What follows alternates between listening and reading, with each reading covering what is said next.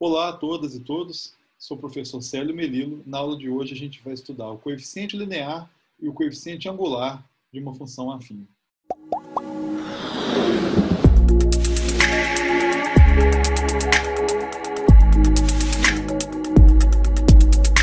Eu creio que muitos de vocês já conhecem esse software que eu estou utilizando na aula de hoje, que é o GeoGebra.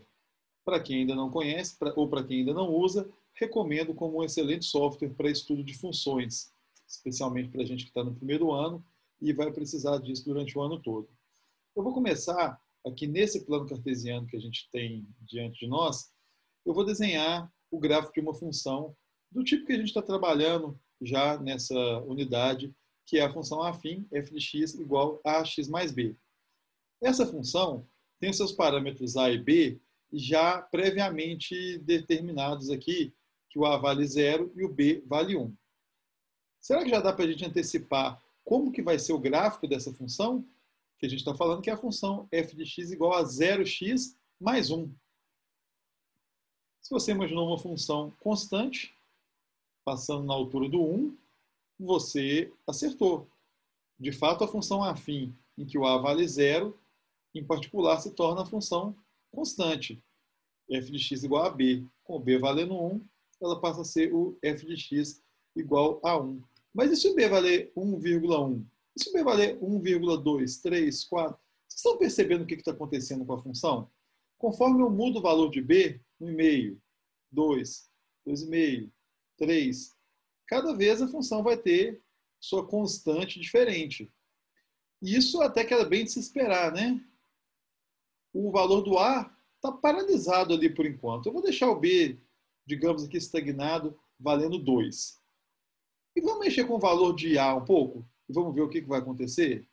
Se o a, em vez de 0, vale 0,1, como a gente já entende o que é uma taxa de variação, que é o a da função, a gente já percebe que uma unidade que o x deslocar, o y vai deslocar 0,1 unidade para cima, que é um deslocamento até pequeno.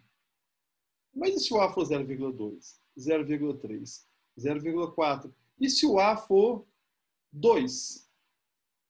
Agora, para uma unidade que o x deslocar, o y vai deslocar 2 unidades. E se o a for, sei lá, vou botar aqui 5, o y desloca numa velocidade muito maior, 5 vezes maior que o x. Se eu voltar com o meu a para valores mais próximos de 0, a minha função volta a ficar mais próxima de uma função constante. Inclusive, se o meu a passar a ser um valor negativo, a minha função agora decresce. Em vez de ficar constante, em vez de crescer, ela vai decrescer. E ela vai decrescer de uma forma mais intensa conforme o valor de a for diminuindo mais e mais e mais e mais e mais. Mas vamos de novo agora largar o valor de a e vamos mexer com o valor de b mais um pouco. Vocês separaram que enquanto eu mexia com o valor de a, a função sempre cortou o eixo y no mesmo ponto? De fato, cortou no valor 2, no valor de ordenada, no ponto de ordenada 2, porque o valor de b não mudou. Se a gente quiser mudar isso, a gente tem que mexer no valor de b. Então, eu vou aumentar para 2,5. E a função vai cortar o eixo das ordenadas no ponto de ordenada 2,5. Ou no 3, ou no 3,5, ou no 4, no valor que eu puser. A minha função vai ser deslocada sem mexer na inclinação, conforme eu mexer no valor de b. Repare que se eu fizer uma... Eu vou usar um recurso aqui do GeoGebra, que é o chamado rastro, que conforme eu for mexendo com o meu valor de b, eu vou gerando, como a gente já viu, várias funções diferentes. Essas funções todas são retas paralelas. A inclinação delas é sempre a mesma, porque todas elas possuem o mesmo a. Essa função, a última que está desenhada aqui, é o menos 2x mais 5.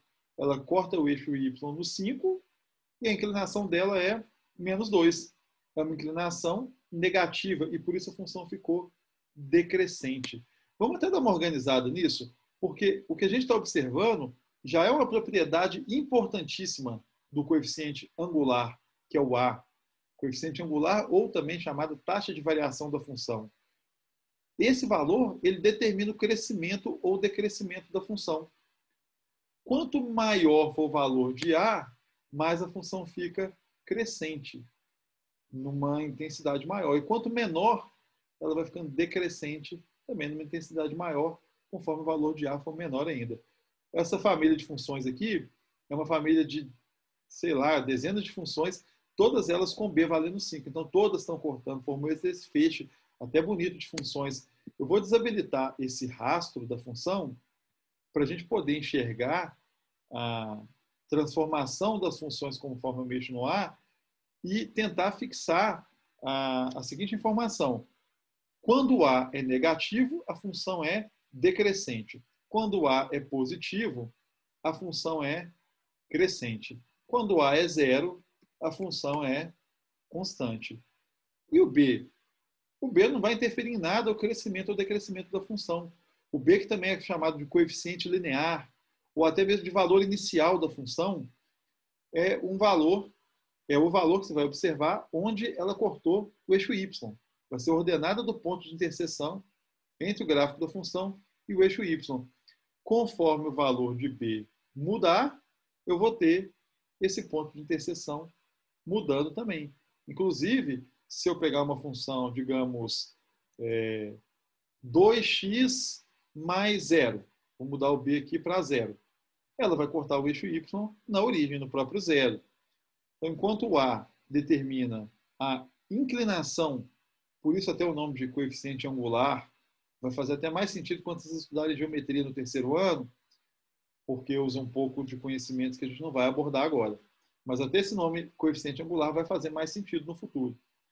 É a taxa de variação que determina se a função está mais ou está menos inclinada. E determina se a função é crescente ou decrescente. Enquanto o B é onde a função vai cortar o eixo Y. Espero que vocês tenham conseguido entender. Construindo mais gráficos, vocês vão conseguir dominar mais ainda essas características da função. Bons estudos. Até a próxima.